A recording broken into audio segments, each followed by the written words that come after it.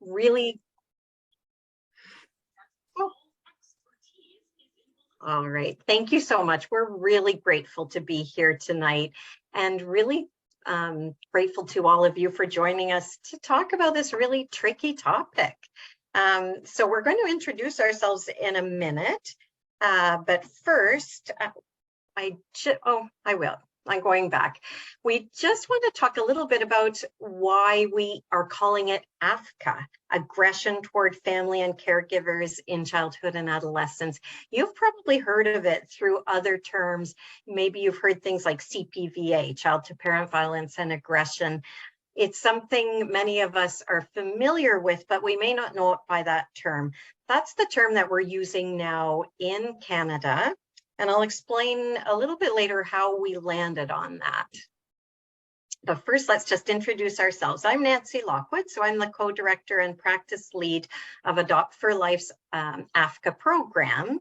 I worked previously with Tanya Eichler and Maud Champagne, who you see on the screen here. We, along with another colleague, Janet Carioni, started the Fetal Alcohol Resource Program here in Ottawa at Able To. And we worked really well together. In that program, we were working with a number of partners. And in that work, we started to see that a lot of families were experiencing aggression in the home. And also that it was something that was really hard to talk about, something that was really stigmatized.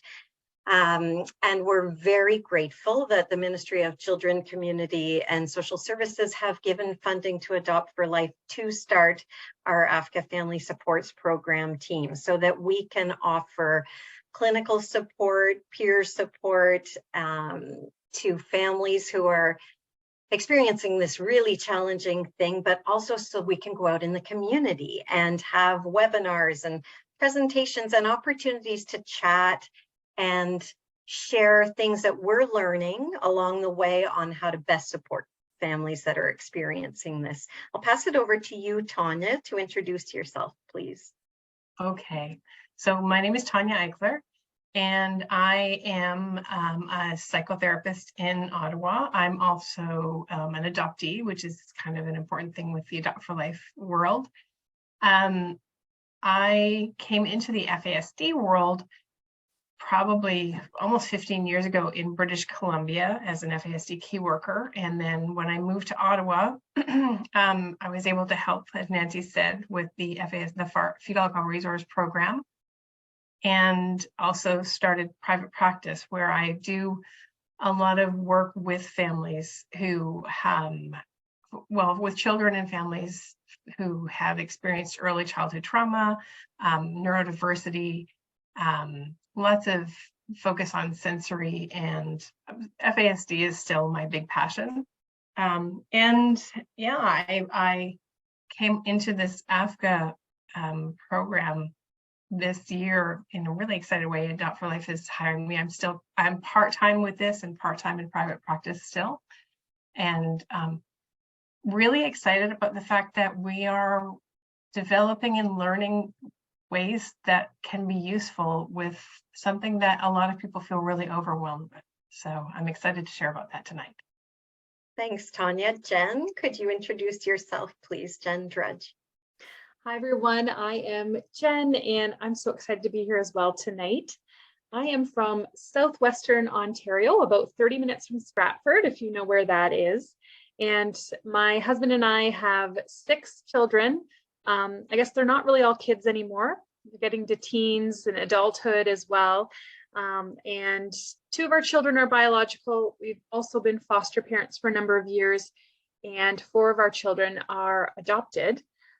We have some neurodiversity in the family, and we're dealing with FASD and developmental trauma, attachment disorders, different things like that. And so one could say that we're pretty deeply familiar with tonight's topic.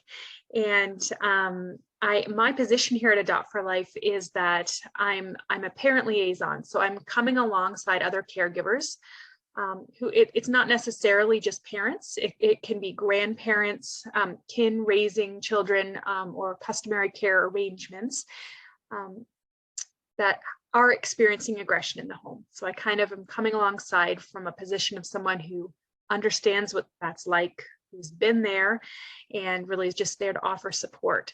So I'm excited to be here tonight. I'm going to share a little bit later on from kind of a caregiver perspective. And I'm happy that you guys are here participating. It means a lot, and I know you're going to get a lot out of the evening. Thanks, Jen. And we have a fourth team member who's not with us tonight, Maude Champagne. She also is a psychotherapist. She's one of the clinical leads on our team. Maude is just finishing her PhD in neuroscience, which was focused on AFCCA. And she has been exploring different methods along with Tanya of how best to support families. So we're really excited to be running this 3-year demonstration project so we can pull out what we find is working and share it. We want to start with a common definition of what AFCCA is. The reason in Canada we aren't using terms like CPVA is because we don't want to stigmatize the young person in the family who's involved with aggression. So if you look at this, we're talking about what is happening, aggression, to whom is it happening, the family or caregivers, and when, in childhood or adolescence. One of our goals is to reduce stigma so families feel more comfortable coming forward. So the common definition that we're using, AFCCA, is a pattern of behavior described in childhood or adolescence, characterized by aggressive behavior by the child or adolescent toward family members. And we know that this can cause not only significant harm to the child or adolescent, but also to the person the behavior is directed toward and other family members that might be witnessing this, like siblings or if grandparents are living in the home. We also know that it tends to stem from a common difficulty with the child learning to co-regulate with the important adults in their life.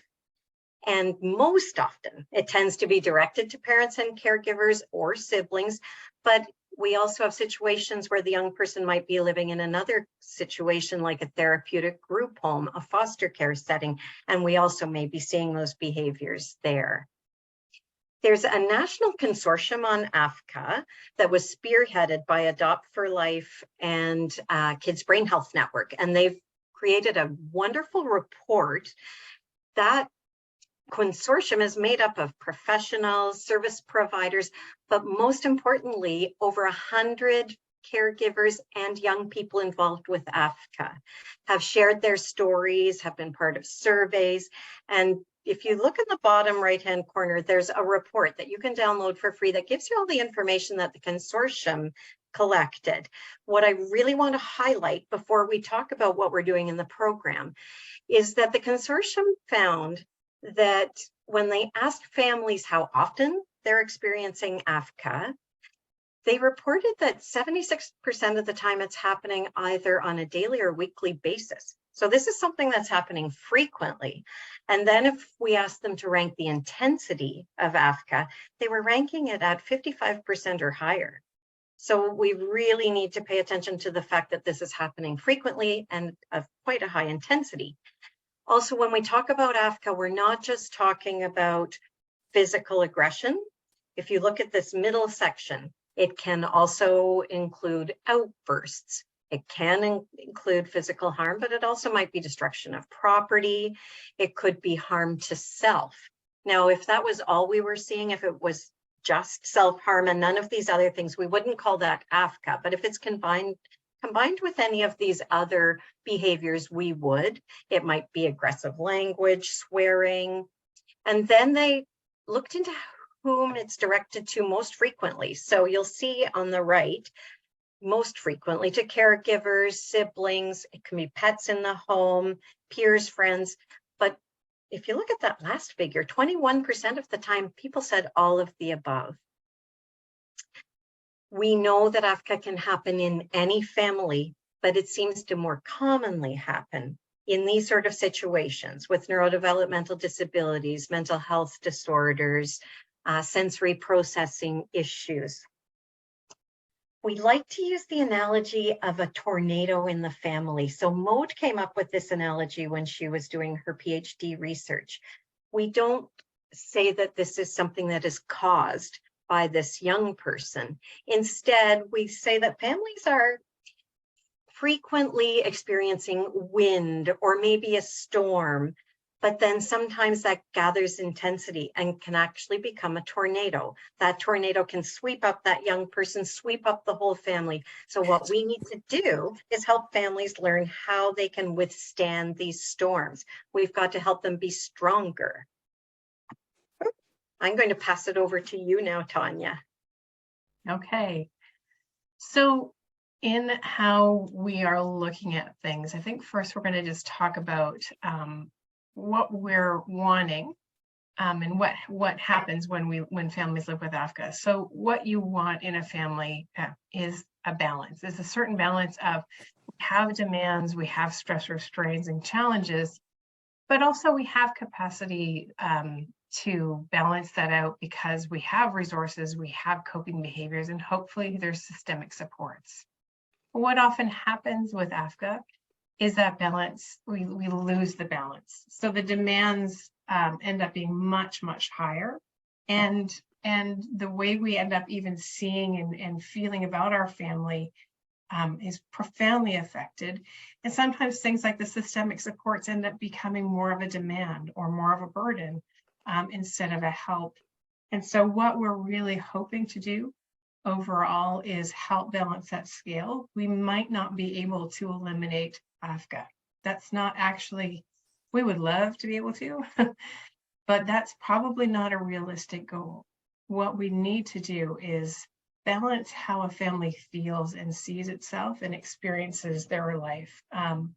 And so we need to be bringing more things onto the capability side of that scale.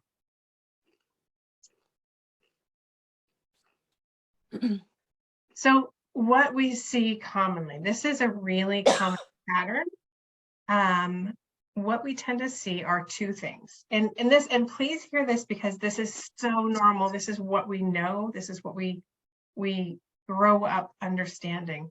Two types of parenting that both create more escalation. So one is joint escalation. That's just child screams, you scream louder, child screams louder, you scream louder again. And eventually what tends to happen is an argument that can have violence on both sides. The other pattern that's also really common is a child gets aggressive and we give in. We try to keep the peace. We try to, make things work, make the child happy so that they don't get aggressive. But the way a child learns is they learn, okay, if I use this, I maintain control, I get what I want. And so that increases their aggression. And so that escalates things as well. And what I tend to see in families, often I see one parent who's does the joint escalation and one parent that does the giving in escalation, or we see a bit of both with both parents, or if it's a one parent family, they can do both. Sometimes they lose it, sometimes there's more giving in. And the hard part is neither of them are effective. So we are trying to come up with and learn from different forms of different studies, different styles across the world of ways to work with this. Next slide. So one of the things that we have discovered, and this is one of the most important things, please keep this in mind. We have learned that families who experience AFCCA are often extremely isolated. AFCCA isolates. And in isolation, things like aggression grows in isolation. Shame grows in isolation. Parents become exhausted. Families become exhausted because of isolation. And then they start to feel powerless and hopeless. So we have really learned one of the big things that we promote and Adopt for Life promotes is community and supporters. So what community supporters can bring, sometimes they can bring respite. Sometimes they can just be another person having a relationship with a child, and that can bring resilience. Sometimes they can bring de-escalation help. So that can look all sorts of ways. But a lovely example is knowing that there's someone that your child cares about and cares about their opinion, and they start to escalate, and you have that person on speed dial and you put the phone on speaker, and that person just says, hey, how's it going over there? And often that alone can help the child put on what we call their social hat and change how they're acting. So there's a lot of different ways, and sometimes it doesn't work that way, but at least you now have someone else on the phone and you're not alone. So again, community. You have in community, when you can have the right supporters, you get understanding, you get connection. You might get more ideas. We have lots of groups, and one of the things I love about groups is you have many brains coming up with solutions and doing that problem solving. It does offer a big buffer against adversity when we don't feel alone and feel supported and connected. Nancy, next. So we wanted to be able to share some practical strategies. Now, there is no specific, in one of these discussions, someone asked for a quick and dirty practical strategy list, and I'm not going to be able to give you exactly that because, as you know, every circumstance is different. But we've got some general ideas, and I'm going to share some of those with you. So, Nance, next one. So here are 3 promising therapeutic strategies that we're using. And I mean, we're a new program, so we're just rolling this stuff out. We're just learning about some of it ourselves. One of the first things, this is one of my passions, it's polyvagal theory, which is just a fancy way of saying it's a way to get to know your own nervous system's protective responses. So the part of your nervous system that kicks in to protect you and reacts to threat, but also responds in safety. So we're doing a lot of groups with parents to help them understand their own responses and their own nervous system, how their nervous system is doing, and give them some ideas about how to recover faster and regulate themselves so that they can co-regulate better with their kids and start to teach that. And yeah, that's a super important piece of this, because if we can't be okay, we can't help our kids be okay. And that's a really tall order, and I understand that. It's not easy when you live with aggression to be okay. We feel under threat, so we're going to respond to that. And so polyvagal theory, we're finding, is helping people feel just a little more okay in their own skin, in their own bodies, and with themselves, and more empowered to have a better response. Nonviolent resistance, which we'll call NVR in the future. Nonviolent resistance comes from Israel, and I forgot, I was going to try to get the name of the man who came up with it, and I'm so sorry, but if you Google it, you can find out. So nonviolent, it's a little bit complicated to explain it, but the simplified version is it's using the same kind of premise that nonviolent direct action and resistance that Gandhi or Martin Luther King used. And it's about enhancing your parenting role to be able to be the parent you want to be, because we lose that when we're living with aggression. We lose ourselves, we lose our sense of being able to parent in the way we want to.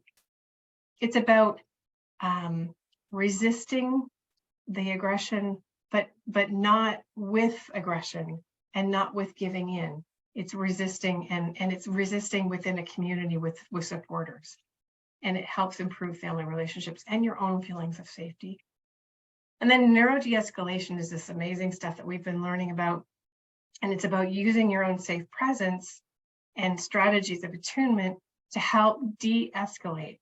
And it's really based on kind of bottom of the brain up strategies. It's kind of a way of communicating with the base of the brain stem, and helping reach that and de-escalate quickly.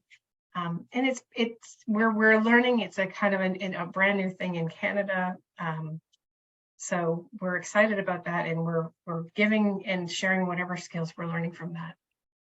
Next slide, Nance. So some of the specific strategies that we are trying to that I thought I would share. So one is when things are calm. actually on the side there, it says strike when the iron is cold. Super important not to try to do this stuff when you're under stress. Not when you're under stress, but when things are escalating. But when you can be okay, when things are calmer, it's important to create a safety plan. There are ways to find how to do that. There are lots of social workers, there are lots of therapists that know how to do it with you. You can even look it up, but it's really about, what do I do when this happens? Who do I call when this happens? It's being very concrete, very specific, and having a plan so that when things are escalating, you don't have to think it through, because we can't think very well. The next one is probably what I would say is the most important one, and it is to slow down.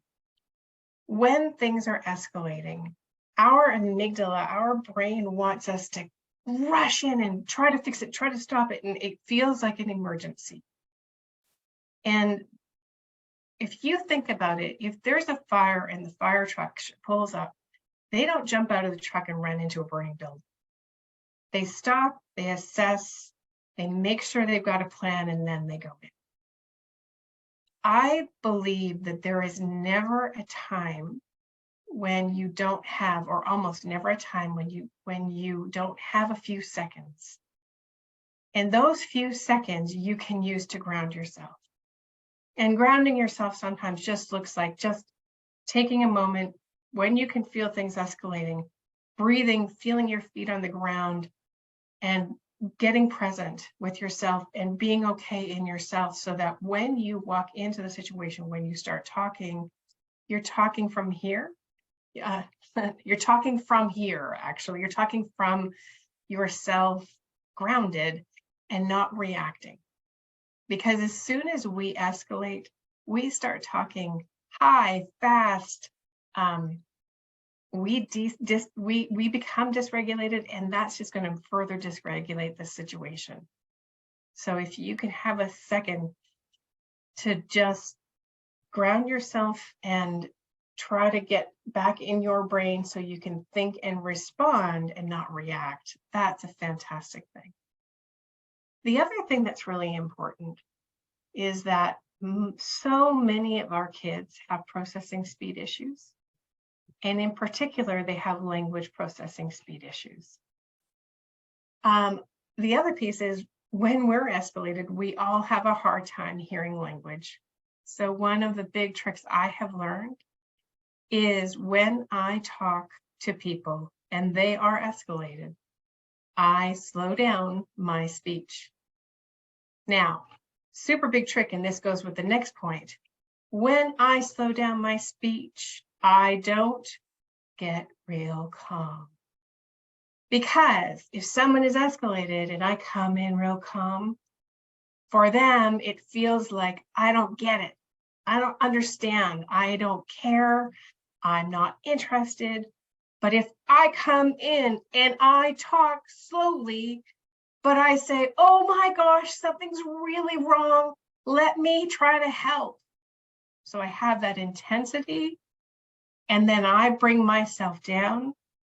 Quite often, kids will follow us down so that things get more under control. They might not calm down completely. They might go up again. You might need to go up and match. It's about matching the intensity, not matching the emotion, so you don't get angry with them. But matching the intensity helps someone feel like they've been seen and understood. And then if you can bring yourself down, very likely the other person will be able to follow you down. I've done this in my office. It works quite well, actually. And it can bring safety fairly effectively. But again, if we talk too fast, that feels like, to someone whose amygdala is super sensitive, it feels like anger. So it's interesting, when I work with kids, I will often say, do people talk too fast? And so much of the time, kids say, yeah. So then I say, if I talk like this, is it easier to pay attention? And they say yes. Now, I had one kid that said that. And so I thought, I'm going to try slowing it down a little more. So I went, okay, I'm going to do, and she said, you just sound weird now. So your kid will probably be able to tell you what the right speed is for their brain if you try it out, especially if you try it when they're calmer. The next one there is call on supporters. So that's one of the things that we're really working with families. And I know that when people are in that tornado valley, the idea of having or finding supporters feels overwhelming. And often we have become so isolated, and COVID made that so much worse, that it's really hard to imagine talking to people. We're often embarrassed, ashamed of the fact that we feel like we're feeling as parents. We've probably had people in our lives that have given advice or criticized or said really insensitive things, which makes us shut down and not want to share with them. So one of the things we really like to do is to help find the right supporters. And they can be people who can do little things like maybe call and chat with your kid once a week, or, you know, have your kid over and play cards with them once every couple of weeks, or, you know, it can be very simple things that people can do. And there's a lot of levels of how we do this. NVR is really big on creating and having supporters. You don't have to have a lot of them, but having a few good supporters makes a huge difference in how you manage, how you feel, and also can really make a big difference in how kids will respond. So, for example, what happens when we have supporters? We let the supporters know what's going on, and we let the kids know that we're letting the supporters know. And no one's getting mad and no one's telling the kid off. But what the supporters do is when the kid does something they're not supposed to, when the kid, you know, has an episode, we let the people know, and we let the kid know we're letting the people know. And kids often go, well, I'm not going to keep doing that because you're going to tell everyone, which is a pretty effective tool. So the last point on here that I have is distract and nourish. Distraction is profoundly helpful. Getting in as before escalation really gets going, and distracting and nourishment nourishes. It's a complicated.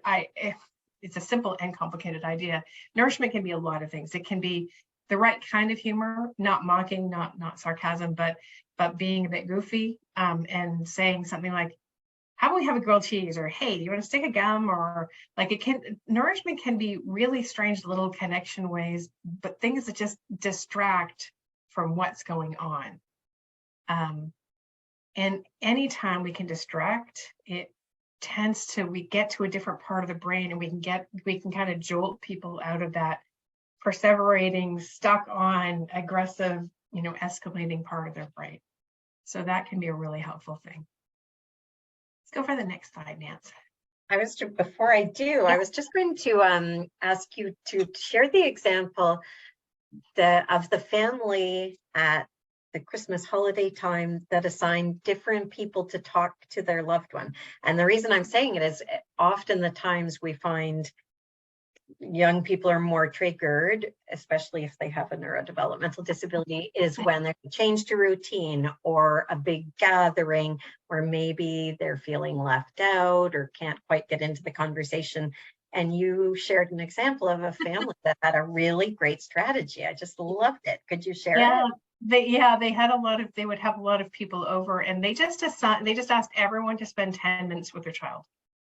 And they asked them to do whatever the child wanted. So maybe it was just sitting watching them play a video game, but everyone just took turns spending 10 or 15 minutes with the child.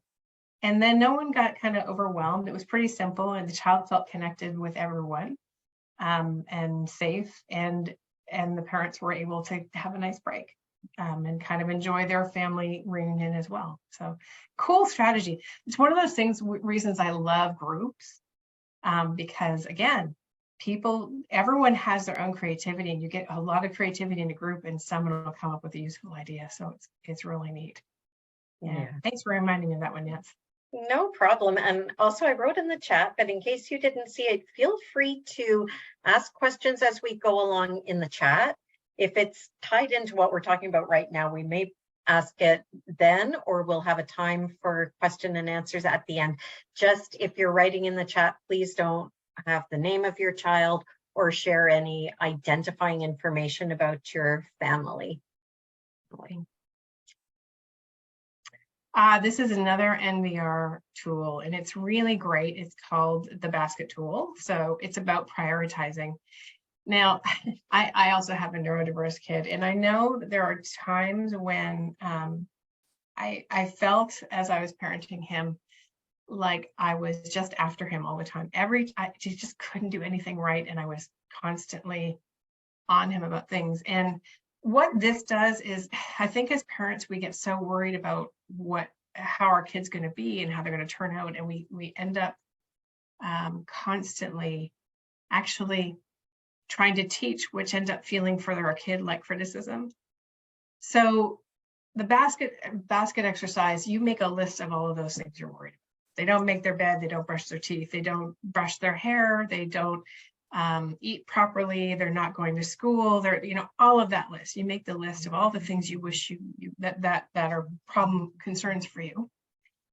And then you put them in different baskets. The small basket, you want only one or two things. And those are the serious safety concerns, because those are the things we're going to address first. In the medium basket, there are important things that you are going to need to ignore while you address the small basket, but you're going to get there eventually. You're going to, but at the moment, you're going to have to ignore them. The big basket are things you might need to ignore for a long time, maybe forever. You might not ever be able to have a big influence on the big basket things. But it's a really good way for you to help you stay focused on what you need to stay focused on and learn to let go of the other things. Because when we're always after our kids, they get so discouraged. And we get discouraged too, because we don't feel good as parents. It's not enjoyable as parents. And that brings up the rainbow basket. Sometimes there are definitely families that when we talk about this rainbow basket, this is where you put the list of the child's strengths and their good qualities. And sometimes it's really hard to come up with those. An idea is to ask other people that might know your child and see different things about them. If you're in a really struggling place where you are having a hard time appreciating your kid, and that happens.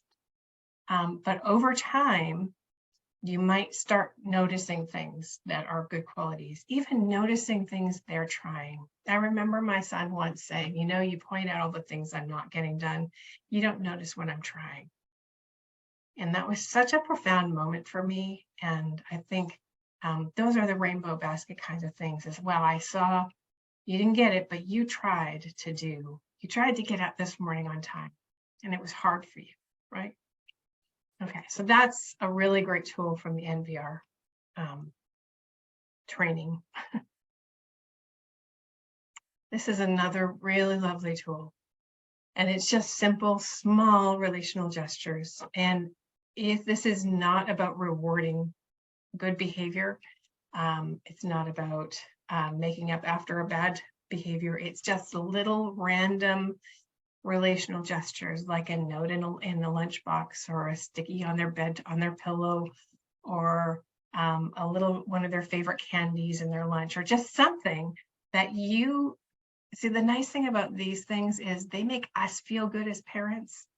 They're those things that we do that make us feel good. Now, they're really great ways to build connection, and you do them all the time. You do them as much, like daily if possible. And you don't worry about whether they get accepted nicely. You don't look for something in return, like a thank you or even any appreciation, because some of our kids can't do that. For some of our kids, any nice gesture actually gets a little overwhelming. So we want to keep them small.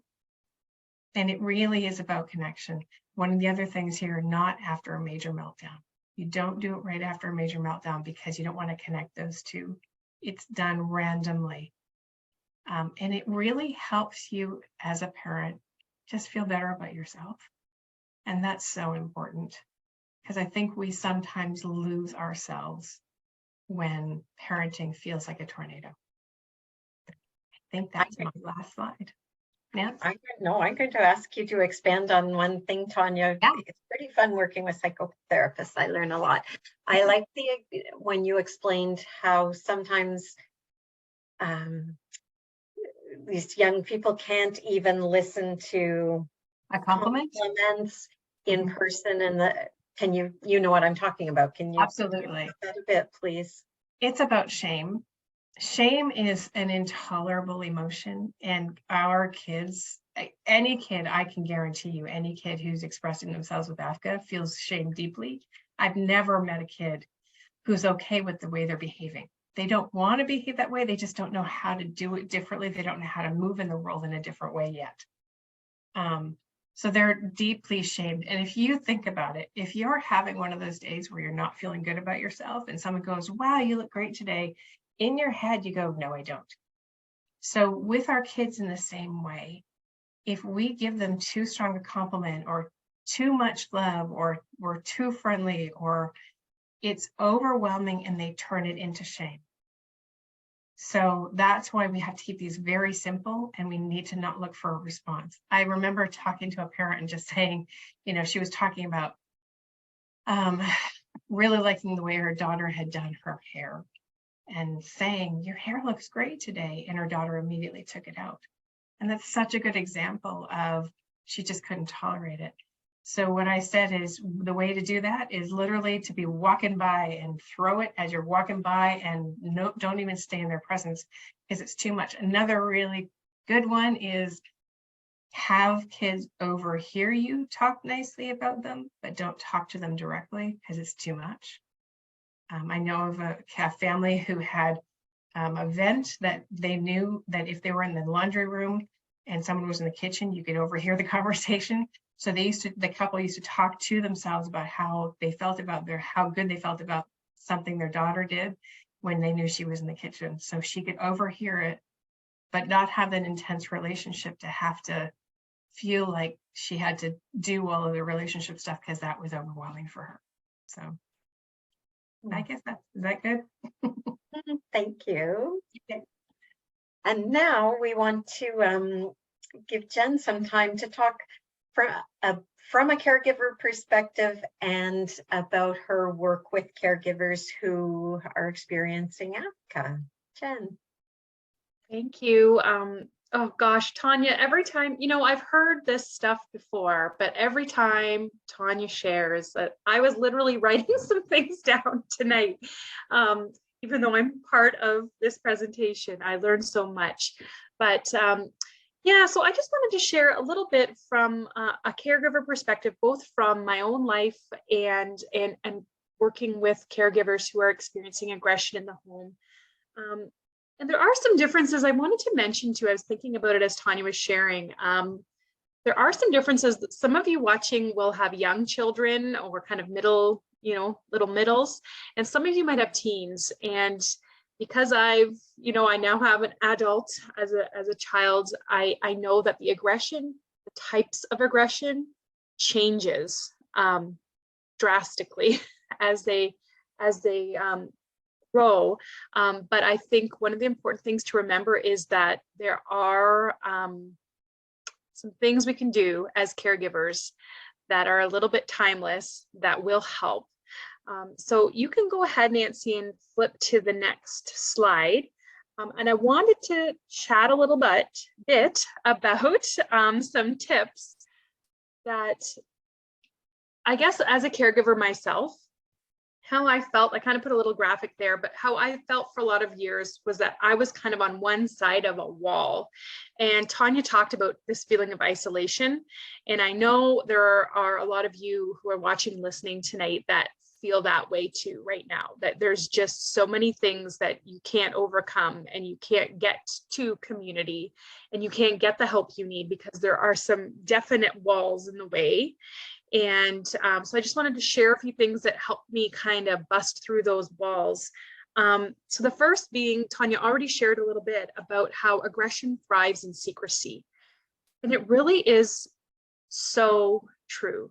So we like to give off this impression as caregivers, like our family's just normal, like every other family, and we're keeping up with the Joneses, and we don't want to tell anybody what we're experiencing in the privacy of our own home.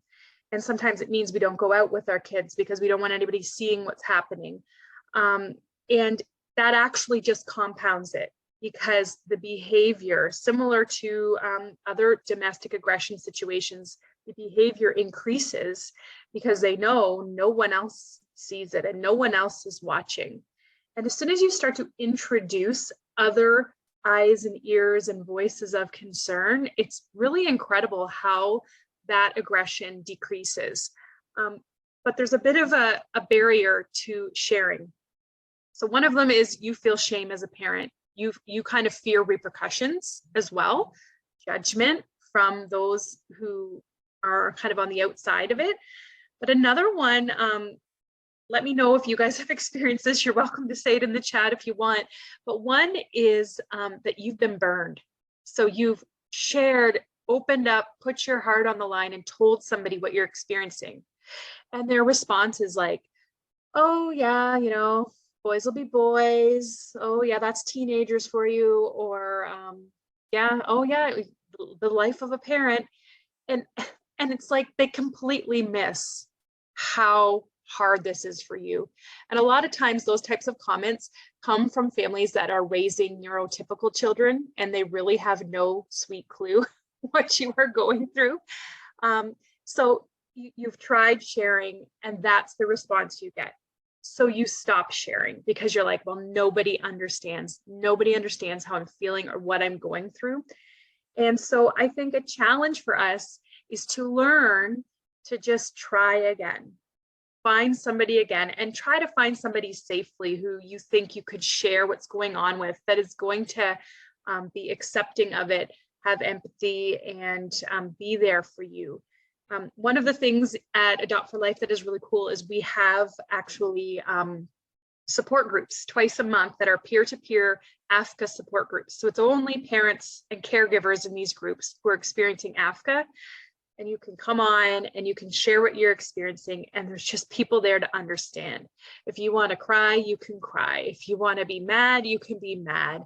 And so I think those types of groups are really important, and that is where you get a lot of ideas from other people, like Tanya mentioned. So that's one of my favorite things, is to find a supportive group who's going to get it and share your story. So if there's one thing I could challenge you all tonight that are listening, that if you're experiencing aggression in your home, maybe make it a little goal to sometime in the next week, try finding somebody that you can share your story with and open up about it. Not expecting necessarily help right away or a big response, just the act of sharing. And the more you share, I'm kind of an open book at this point, so I've shared a lot of my story with different people, and it gets easier each time. And it really does help you feel like the situation is not as overwhelming and impossible as you felt like it was. And so then another barrier, I think, is caregiver burnout. So Tanya shared so many amazing things with us tonight, but sometimes when you're in a place where you're just so exhausted and burnt out, you hear tactics to try and you're like, okay, I got to do this. I got to do this. Like, oh gosh, I can't do it. And you're just tired and you just feel like giving up. So I hope you guys can come away from this webinar tonight with the understanding that we don't really want you to do more. Actually, we maybe want you to do less. So we want you to stop having to try so hard. We're going to do things a little smarter, maybe not harder. But the idea is to lift some of the burden off of yourself and to be getting help from the community around you, from the village around you, instead of always thinking, I've got to try this and do this. It's not all on you as a caregiver. We're in this together. I love how Tanya shared this before too, but this idea of a nuclear family doesn't work very well, especially in this type of a scenario when you've got aggression in the home, when you are raising a neurodiverse family. This child needs many caregivers, not just one or two. So So we really need to get rid of this idea that it's all of our responsibility, because it's not.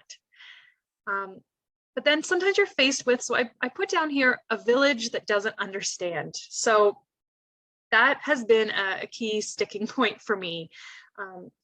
Like we talked about, sometimes when you share your story, people are like, oh, well, you know, they don't really get it. And sometimes it just means we're reaching out to the wrong places. So if I have a child with autism, chances are if I reach out to another caregiver with a child with autism, they're going to understand. And so sometimes we need to learn that our village isn't necessarily going to be blood relations or our neighbors, or sometimes it can be our neighbors or this friend we've had since high school.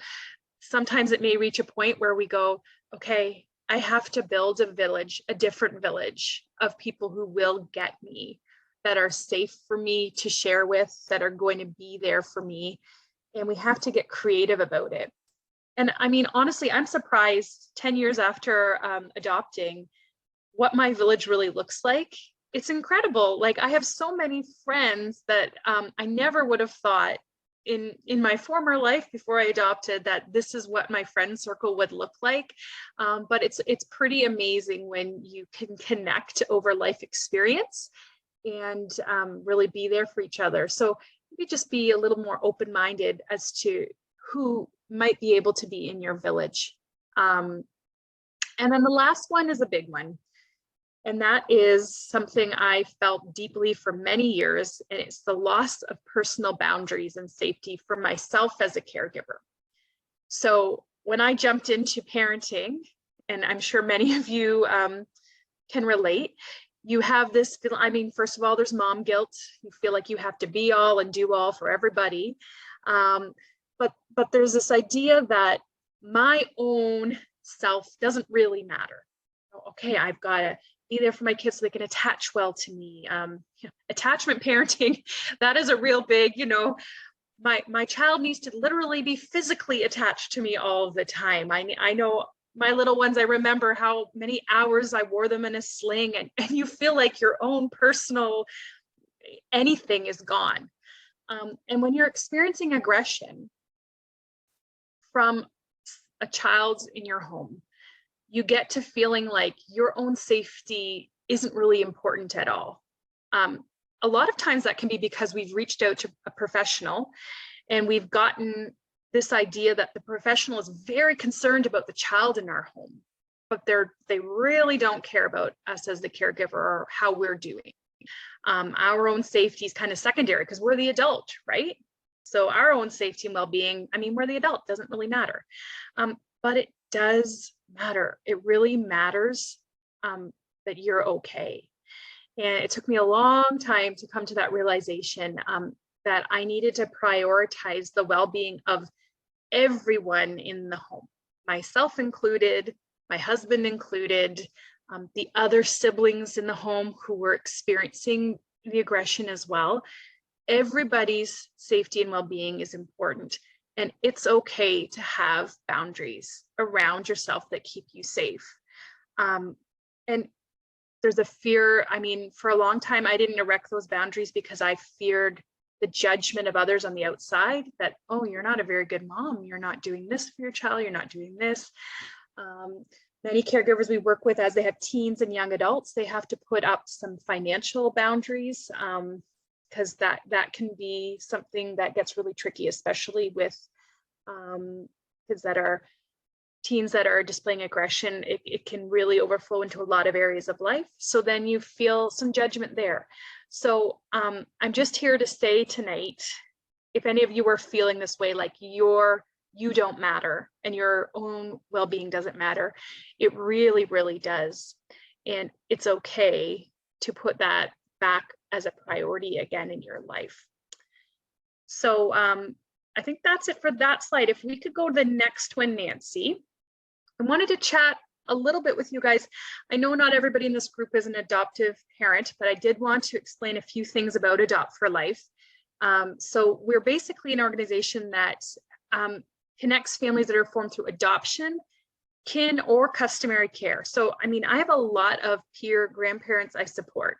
grandparents raising grandchildren, or, I mean, our last son that we adopted was actually a kinship adoption. So we're raising a child of a friend of mine. So you may be in that position. We are here for you at Adopt for Life as well. So it's not just if you've traditionally adopted. And so there are ways you can see our website there, adoptforlife.com, that you can join our community, register, do a little intake, and get connected with a ton of resources, support groups, one-on-one peer support from our regional parent liaisons, and AFCCA supports as well in our AFCCA program. But also professionals. So I don't know if there's anybody who's listening in tonight that might be coming at things from a professional capacity, or wears that hat as well as their caregiver hat. But professionals can definitely register with their community and stay connected and receive information about upcoming workshops, trainings we have coming up as well. And I did want to mention, if you're struggling with a professional in your life who doesn't really understand from an AFCCA perspective what you're going through, we just have a few things that might be helpful for them to know. So this is something you could maybe share with them. Number one is, I think what we're hearing from many caregivers is that we just need the professional to acknowledge what we're going through, that it's really hard. I mentioned before that sometimes caregivers get the impression that they don't matter. It's all about the child. So it goes such a long way for a professional to acknowledge what you're going through is hard, and that it's not okay for you and you need help and support. And professionals can definitely offer some de-escalation strategies like what we've shared today and get more training in that. And the other biggie is respite. So that's something that parents like us, caregivers like us, really need. We need somebody, outside resources that can either even be coming into our home to help, or who are taking our child to different events or programs. And it's not just that we need to be connected to respite, we also need to be connected to funding for respite. So that's a way professionals can really help advocate for us and get us connected to those sorts of things. And they can definitely, as Tanya mentioned, those safety plans. Safety plans are incredible. I'll just say that. So yeah, you can Google what a safety plan is if you don't know what it is, but yeah, it's basically taking any scenario that could happen in your home and making a game plan. This is what we're going to do if this happens. This is who we're going to call. This is what I'm going to do in my own home to keep myself and those around me safe. And it's incredible when you write it all down and you get to know your safety plan, how much more confident you feel as a parent, because you're not going into a situation feeling like you don't know what to do. You've already thought about what if this happens, and you know what you're going to do if it does. So a safety plan can be pretty empowering. And I also wanted to talk, we do have some training coming up in the next couple months for professionals. So if they register on our portal, you can send them our way, then we can get them connected with some good training as well. So I know we've got some questions. I see we have a question in the chat, and again, feel free, anybody, to keep asking lots of questions. But I think I'm going to have Nancy, is that okay for you to field the questions in the discussion from here on out? Okay. I absolutely will. And before we close off the slides, I also want to mention that the Adopt for Life website has a resource library that is accessible to anybody, and it's broken down by all sorts of different topics, including mental health, AFCCA, FASD, autism, and that's available to all. So please know that you can be using that as a resource at any time.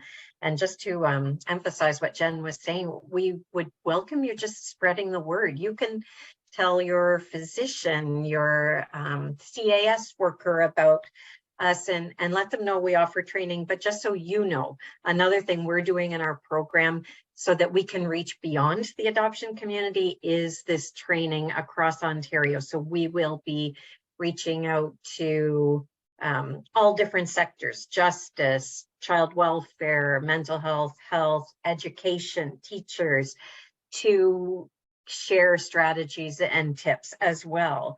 And we don't have to charge for that within Ontario. So please help us to spread the word. And I also just want to, in closing, let you know that you can access these full reports on AFCCA that I was talking about before. This would be something valuable to share with professionals as well. The best thing, even just getting this common language, is so important. And what I've been finding with caregivers is it's much easier to say, I'm experiencing AFCCA, as opposed to saying, my child is acting aggressively toward me. That's a really hard thing for a caregiver to say. It's much easier to be able to say, I'm experiencing AFCCA. It's a thing, and it's outside ourselves. It's making us able to have more open discussions about it. So we're happy for the program, but we're also happy that there's this ongoing national group of people that are going to be spreading this across Canada, so we can all get on the same page and use this less stigmatizing language. Also, if you are interested, you can follow us on social media. And if you have any questions, you can write to us at afcasupport@adoptforlife.com. If you want a PDF copy of this PowerPoint, you can write to us.